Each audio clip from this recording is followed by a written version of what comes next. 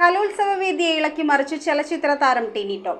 വൈക്കം ഉപജില്ലാ സ്കൂൾ കലോത്സവത്തിൽ മുഖ്യാതിഥിയായി എത്തിയതായിരുന്നു താരം. നന്നായി പഠിക്കാനും മത്സരങ്ങളിൽ പങ്കെടുത്ത് അപകർഷതാബോധം മാറ്റാനും അദ്ദേഹം വിദ്യാർത്ഥികളെ ഉദ്ബോധിപ്പിച്ചു.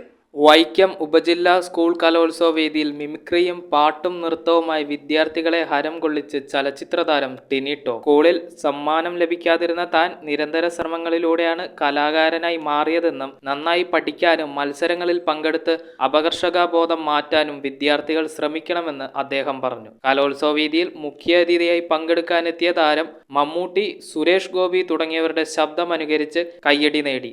പെൺമക്കളെയാണ് നമ്മൾ കരുതേണ്ടത്. പെൺമക്കൾക്ക് കരുതൽ ആവശ്യമാണ്.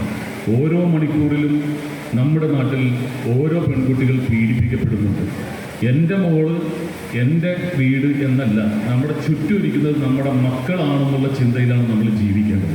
ബോഗെയിൻവില്ലയിലെ സ്തുതി എന്ന ഗാനം പാടി വിദ്യാർത്ഥികൾക്കൊപ്പം ചുവട് വച്ച് ഏവരുടെയും ഹൃദയം കവർന്നാണ് കലോത്സവ വേദിയിൽ നിന്നും താരം മടങ്ങിയത്.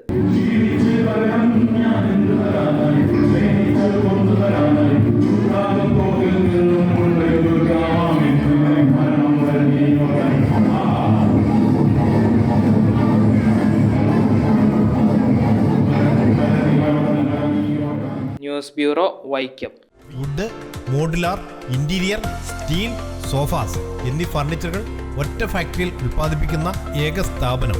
ആർക്കിടെക്ചറൽ ആൻഡ് ട്രഡീഷണൽ ഡിസൈൻസ് ആവശ്യാനുസരണം നിർമ്മിച്ചു കൊടുക്കുന്നു. നിങ്ങളുടെ സ്വപ്ന ഭവനം ഒരു സ്റ്റേറ്റ് ഓഫ് ആർട്ടാക്കുവാൻ വിശ്വസ്തയോടെ എന്നും നിങ്ങളോടൊപ്പം. ഇറമ്പത്ത് ഇറ ഫർണിച്ചർ, കോട്ടപ്പടി, കോതമംഗലം. ഇനി കൂത്താട്ടുകുളത്ത്.